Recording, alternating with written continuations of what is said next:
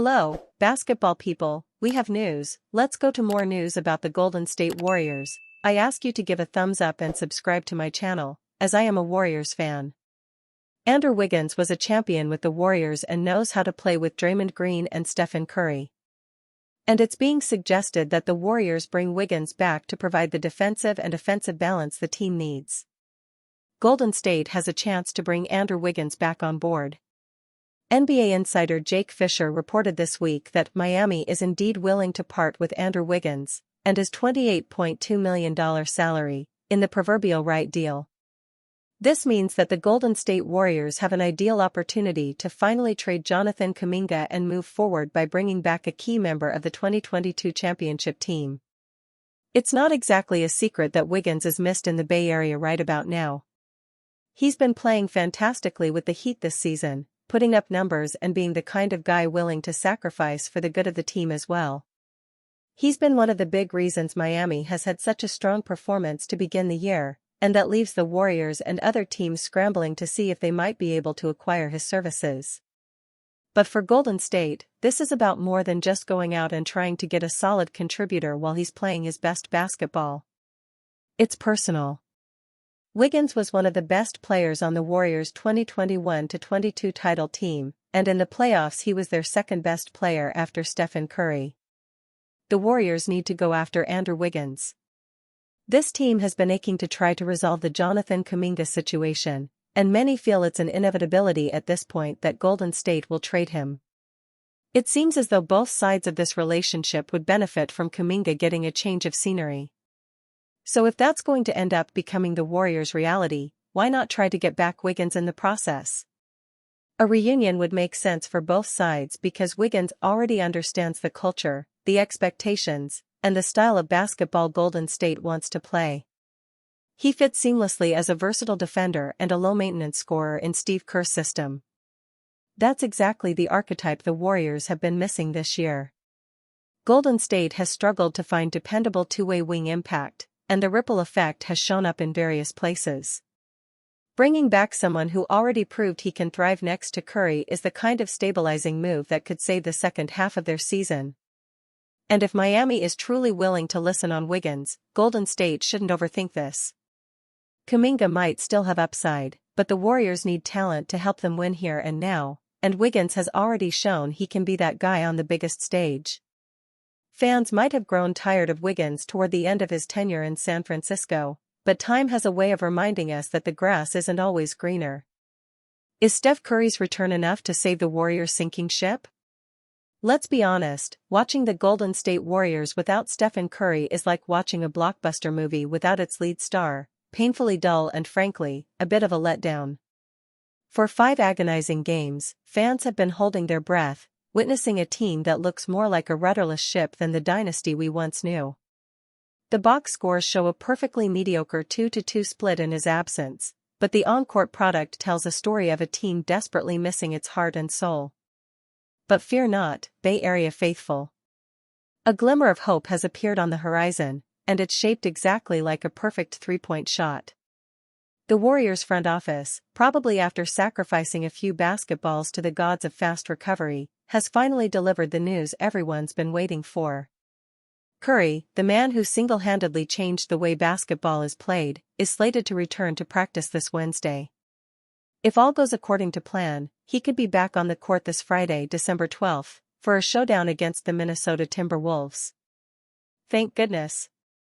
Why Curry's return is a game-changer.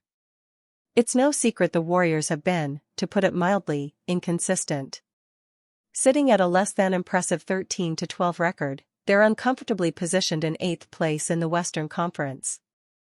This isn't just a team missing its best player, it's a team that has lost its identity. Curry isn't just a scorer, he's the gravitational force that bends defenses and creates open looks for everyone else.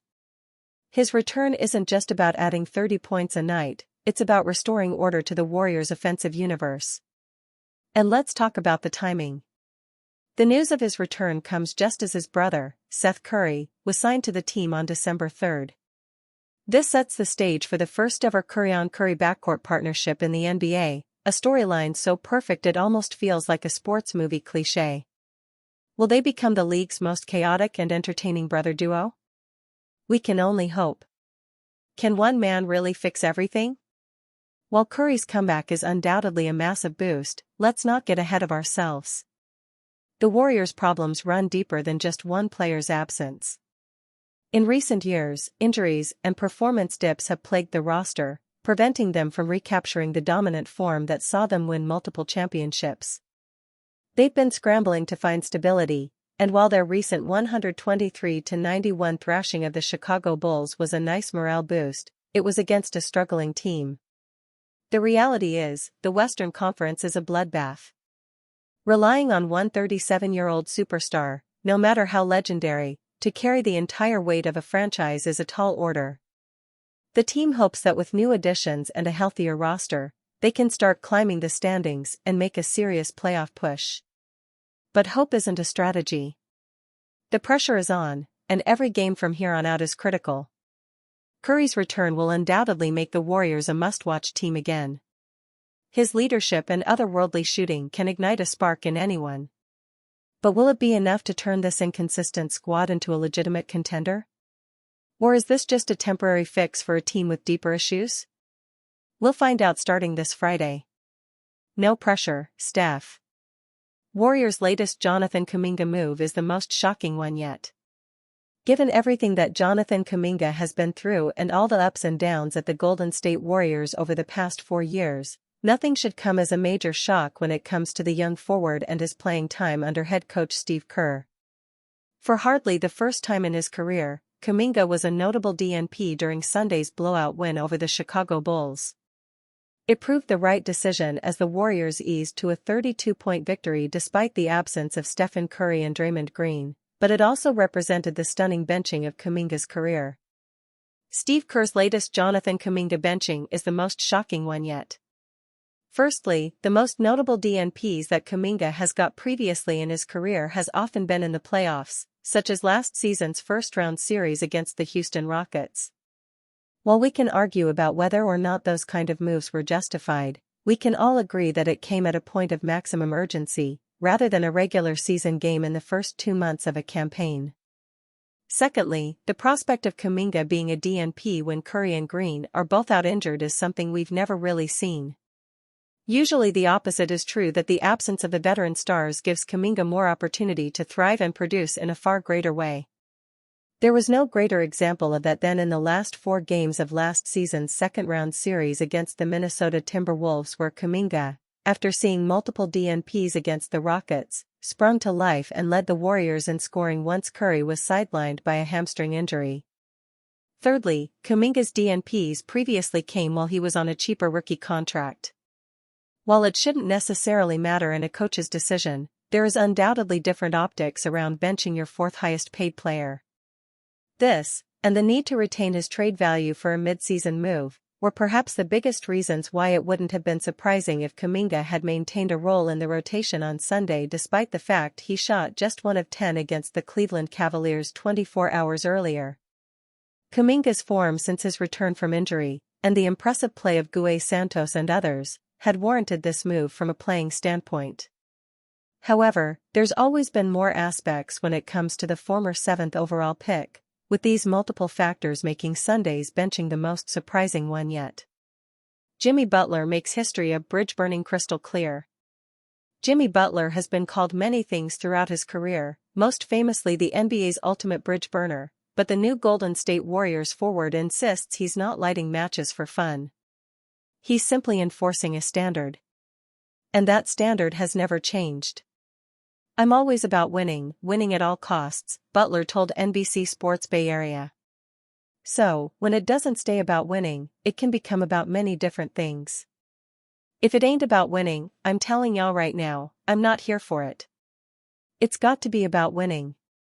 Everything we do, it's got to be about winning. Butler's resume across Chicago, Minnesota, Philadelphia, and Miami is littered with tension, conflict, and abrupt exits. He never flat out said those teams were complacent, but he didn't have to. The implication was loud enough. He's now in Golden State because he sees an organizational obsession that mirrors his own.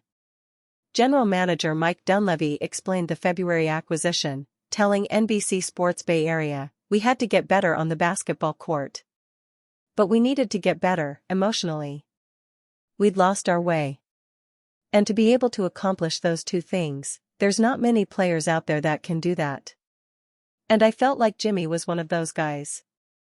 Butler, who twice dragged the Heat to the NBA Finals, left Miami after friction with Pat Riley and a contract dispute. Now he's making it clear, the Warriors' culture must match the intensity that has defined his entire career. If it's about winning it, the championship, I'm all for it," Butler said. "If it's not, and there are any other agendas, y'all won't like it. Because I don't care. I'm literally just here to win. That's it. I don't care about anything else." Warriors officially signed 26-year-old ex-Thunder forward to help Stephen Curry. The Golden State Warriors have made a recent signing official. 1 hour and 51 minutes after Hoopshype's Michael Scotto reported that the Dubs had agreed to bring a 26-year-old ex-Oklahoma City Thunder forward on board, the Warriors' PRX/Twitter account posted a news release that confirmed the move. The Golden State Warriors have signed forward Malavi Leons to a two-way contract, the franchise stated on Monday afternoon. Leons, a 6'9" forward, has appeared in 12 games, 10 starts, with the Oklahoma City Blue of the NBA G League during the 2025-26 season, averaging 14.8 points on 51.3% shooting from the field and 43.8% from beyond the arc, along with 7.6 rebounds, 3.0 assists, 1.75 steals and 1.0 blocks in 34.5 minutes per game. In 59 career games over 2 seasons with the Blue, Leon's owns averages of 11.2, 7.5 rebounds, 2.5 assists, 1.47 steals, and 1.03 steals and 28.2 minutes per game. Leon's couldn't have landed with a better franchise. The Warriors' frontcourt has undoubtedly been their weakest unit so far this season, causing many to urge the franchise to make much-needed adjustments before it's too late. Although Leons is on a two-way contract and has yet to prove himself in the big leagues, he could eventually develop into a forward that Steve Kerr feels comfortable playing for an extended period.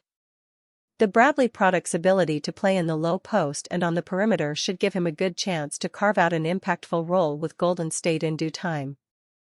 Warriors headed for disaster if rumored Jonathan Kuminga trade proves true.